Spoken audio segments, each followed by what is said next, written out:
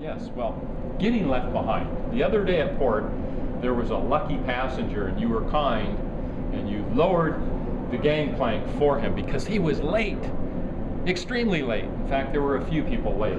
How many people missed the ship?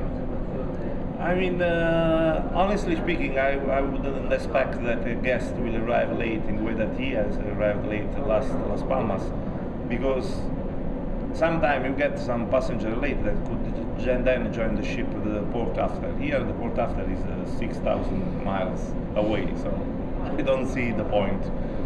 But there were a combination of facts that led him back on the ship, because there was some kind of traffic that was delaying my departure, because for one guest sometimes we cannot jeopardize the cruise, the entire cruise. So, but at the end, when I was almost, let's go hold the ropes, I seen him on the pier, and I said most probably it's him, and I was not wrong.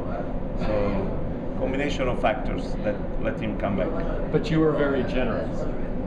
I mean, you have to think that captain anyway. I have to balance the situation, and at that point it was easier for me to wait for him for a few minutes. Well, that was good. We enjoyed. Everybody was watching. It was funny. Literally hundreds of people along the rail watching, waiting for not only him but the couple before who'd been late at every port. So don't be late when you come back from your shore excursions. You might get left behind. It might not be Captain Stefano, but on your average port, whether it's in Europe or the Caribbean, how many people on average do miss the boat and have to catch it? It's not something very frequent. It happens sometime, and it's mainly related to the cruise that you are doing. There are ports where the people, the fact that they are enjoying could lead to somebody missing. It's not something very frequent anyway. It could happen that one cruise you get one or two person left back, but not more than this. Well, that's good. As captain, what is your favorite thing to do on the ship, whether it's duty or your off time? I love to do the maneuvers. I mean, I feel likely proud that to have the possibility to park and to move a ship like this. When I'm ashore and I'm looking and I say, it's nice for a captain to be, let's say, to think that you are really able to do these things. This is probably the things that I like to do better than others, to maneuver the ship. Okay. I love it. And your off time while on board, or sir, do you really have off time? No, I have off time, of course. Otherwise, I usually like to read books and watching TV sometime when it's possible, and most of the times I pass with some of my officers and other senior officers. Not many things to do, especially when you are at sea.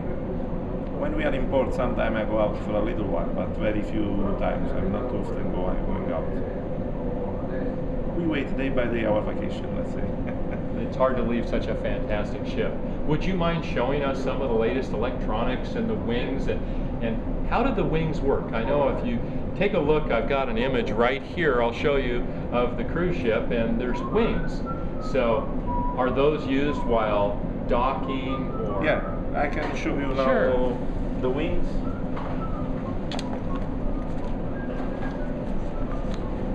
Here I have all the controls that I need to do a maneuver, and the characteristic of this class of ship compared to the Liberty class or Conquest class, that Liberty is a sister ship, is that we have the lanai, so you are not able to watch the side of the ship. So we have a camera underneath that will let me see the side, and then I usually handle the maneuver with the help of the cameras. And then I have all the instrumentation here that help me to do the maneuver, to understand how the ship moves.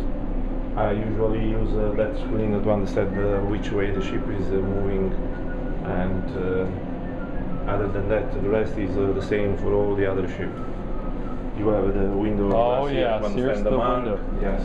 So from here you can see different marks to hit a certain spot on the pier. On the pier, yes, yes. Oh, that's amazing. And it's the same on either side, port or Yes, starboard. exactly the same. Yes.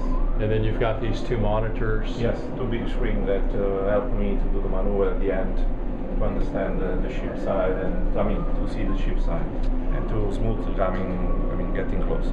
It's amazing. And if you've seen, you've got a passenger out on your lookout out there. No, there are just a few passengers. A bird. No, the bird that's up there. Do you see him? Yeah, okay. Yeah. Yes. Yeah, he didn't pay the ticket, yes. Yeah, he didn't pay the ticket, but it's a long ways from shore. But yes, you have such a modern and fantastic bridge, and everyone should feel so incredibly safe with the kind of sophisticated electronics that you have, and the dedication and the experience that you have as a captain.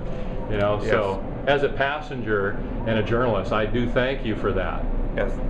All right, well, I really appreciate you sharing some time with me. No, it's a pleasure for me as well. May I offer you a cappuccino? Oh, I certainly. Yes. Claudio. One cappuccino. How many? If you don't mind, I'm just going to walk across here for a little bit. So, two cappuccino. You want a coffee? You don't take coffee. You want some? The bridge of the mighty Carnival breeze. Standard. One tea.